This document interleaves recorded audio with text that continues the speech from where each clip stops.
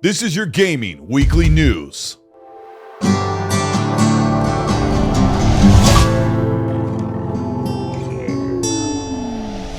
Xbox just reported record-breaking growth for Xbox Game Pass. Revenue is up and hardware is actually up with a decline of only 6% when it was 36% last quarter. But then they hiked prices of games and the consoles.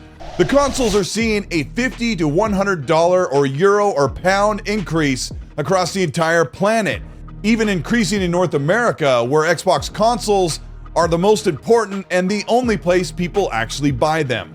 Xbox already knows that their consoles are in third place. Xbox has made it completely impossible to compete in the console market with those consoles priced far above the value proposition next to a PlayStation 5 digital, and even approaching with the 2TB Xbox Series X close to the PS5 Pro price. Of course, the price hike on the console is because of the tariffs that have made it more expensive to get the consoles that are manufactured in China, but that doesn't excuse Xbox for increasing the price of their digital games to $80. Yes, the same thing that I lambasted Nintendo for increasing the price of $80. Another price increase with Xbox and Nintendo, two price increases for games in the same generation, and we're only 5 years in. Xbox is supposed to be one of the more pro-consumer platforms. They're struggling to stay relevant in an ever-growing market that is going to PC, and Xbox just boasting their success with Game Pass growing 45% on PC, and revenue up and expected to be record-breaking next quarter with the implementation of Doom, The Dark Ages, and so many more games that are coming out.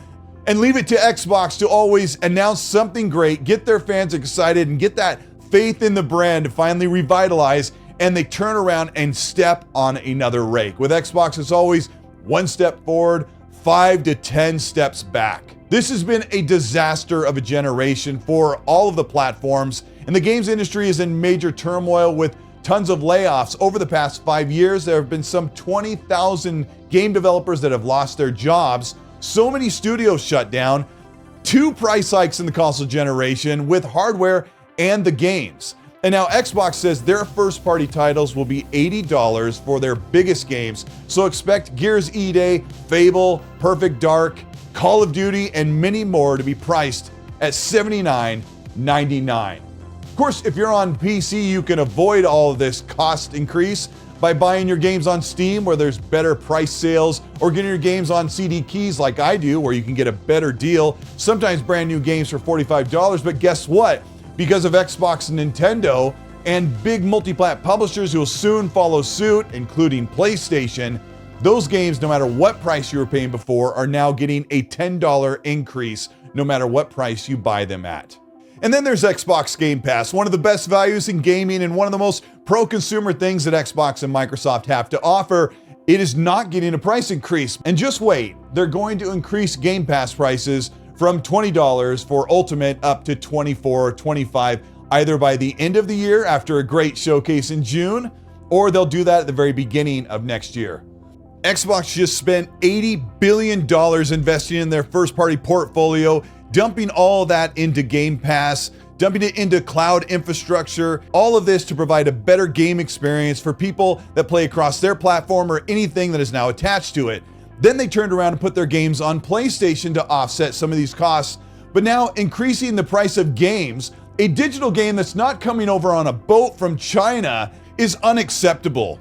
Experts are saying that PlayStation is about to have their own price hikes on their hardware, and maybe even bringing that into the US because of the tariffs. Daniel Ahmad, also known as Z-Huge on Twitter, said that he expects that PlayStation will raise the price of their consoles across the US and North America, and that they won't wait until next generation for the PS6 because there is a 145% increase on China for the tariffs. I really feel like since Xbox has become the major publisher, that them setting the price, rising it twice in the generation to $80, allowing other big publishers to follow suit, is exactly the thing that the FTC was arguing against when Xbox wanted to conglomerate and consolidate all of their studios and publishers into one place. Of course, there will be the excuses that, hey, we have Game Pass for $20 a month, we can play everything, you can pay $80, I don't have to. Or, I already bought my console a long time ago, I don't care about the game price increase for consoles. Who cares? This is the wrong attitude to have. And the future of the next Xbox console or the next PlayStation is definitely set at least $700 or $800, even if these tariffs are removed. But these corporations are so greedy. It's not on us, the consumer, to pay that extra price. They're passing the cost on to us. And as consumers, you need to think about what it means for you as a customer, a consumer, and a gaming fan, not with them needlessly hiking up prices to dodge political maneuvers or to offset their overinflated budget. Some good news, Xbox is working on 3 new controllers for next generation, possibly 1 or 2 of these controllers being readied before next generation launches. According to Jez Corden from Windows Central and the Xbox 2 podcast, there is a leak that outlines 3 controllers in the work, 1 for cloud, and 1 with DualSense 5 like haptics. The first controller is the Elite V3, the long-awaited Elite controller that is needing much changes and improvements with sticky bumpers, stick drift, and so much more. Hopefully, Xbox and Microsoft are honing in on great quality control because the Elite controller can be one of the best ones to play on PC and console right now. The Elite V3 is supposed to have a better connection, better feedback, adjustable triggers with haptic feedback, and focus is on resistance. Resistance for the triggers to make games feel more alive and more tactile. Another controller that could come out sooner than later is the second cloud-based controller. This will feature an LED status bar for connecting to Bluetooth and other devices, as well as being connected to the cloud service for gaming. This direct connection with xCloud will also help with latency to make a more seamless and better experience when you're connected to handhelds, tablets, TVs, or PC and console. Controller 3 is the most exciting, and this is Project Sebile. This is the full haptics controller that mimics what the DualSense 5 PlayStation controller has done for years. With full haptic feedback, this controller also comes with additional vibration that alerts players for controller issues such as a bad connection or latency. This controller has a dedicated button to alter between Bluetooth and cloud options. It's also supposed to have a lift to wake feature when turned on, making it easy to swap this controller between all kinds of different devices.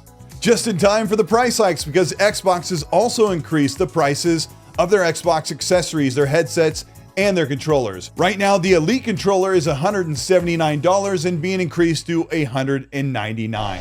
PlayStation held a state of play for the multi-plat game Borderlands 4, and surprisingly, people are excited and happy with what they saw. We got a 20-minute breakdown of gameplay, campaign, and 2 of the 4 playable characters. And interestingly enough, most of this showing was in 30 frames per second. There were a few 60 frames clips that were shown in the state of play. Overall, the game looks like Borderlands 3 with some extra features, a little bit bigger maps, and one of the coolest things is a recallable Destiny-like speeder bike, which makes traversal more exciting and more fun. Also, there's a gliding feature, which means you can float around the map and have better traversal. But one of the most important things is they fixed the loot frequency, so now legendaries will be more rare and feel more special, and the blue and purple rarity will be much more meaningful. I've played a ton of Borderlands 3 lately. I played a bunch of it when it came out 7 years ago. Played a ton of the entire franchise. It's going up against Bungie's Marathon, but a week earlier on September 12th, already people are talking about Marathon and saying they want it to see a delay, that it's not ready yet. Outside of Doom, the Dark Age is coming out in a couple of weeks. The first-person shooter genre is really struggling. And now we've got news that Respawn has canceled Titanfall 3. Well, actually, they're working on an extraction shooter for Titanfall, which has been completely canceled so that EA can focus on the Star Wars games and the 7-year-old Apex Legends. Looking at polls that are put up publicly for gamers asking which one will be more exciting, which one will sell more, have the most players, Borderlands 4 is an overwhelming vote, winning by a landslide. I still have faith that Bungie is going to bring out Marathon and that people will be excited about it. I think it'll have more legs. I hope it survives. We need more games in the market, not fewer. And that's your gaming weekly news. This is Colteastwood. Thank you so much for watching this video. Thank you so much, everybody who supported the channel and all that we've talked about. It's been a very strange year. 2025 is definitely one of the greatest years when it comes to games. The scope of games that have been Game of the Year contenders already, and we're just in May. It's a really good thing to be a gamer, but my heart goes out to those devs and studios who are struggling. And hiking prices is the last thing that this industry needs. And overall, it's just been a horrible console generation. I'm so frustrated with Xbox right now. This entire year has been just one difficult situation after another. Xbox just can't seem to get things right. They have everything going for them. The most studios, they're the biggest platform and publisher, and they still haven't figured it out. If you end up enjoying this video, let me know by liking and subscribing to the channel. Hit the bell to be notified of new weekly content. If you want to further support what we're doing here on the Colteastwood channel, you can do that by hitting the join button below. That'll get you early access for videos some 12 hours before they go up. First in the comment section. Also get you entered into monthly merch giveaways. We're giving away Avowed coins and soon a Doom coin from Xbox fan art. Also, you can check out the Patreon if you want to learn how to do some of this stuff yourself. Check out the Superclass to learn how to do production, design, lighting, streaming, all of that stuff. And that's one-on-one classes I do every month with Patreons that join that tier. Check out the XC podcast. We'll run the show every Monday live, 5 p.m. Pacific, 8 p.m. Eastern. We'll talk more about this news, get more of this stuff off our chest about how Xbox has hiked the prices and how the industry is going to follow. Let me know what you think about this in the comment section. I want to hear your opinion. It really matters, and let your voice be heard. Do it respectfully because that's when people listen. And while you do that, as I always say, please be nice.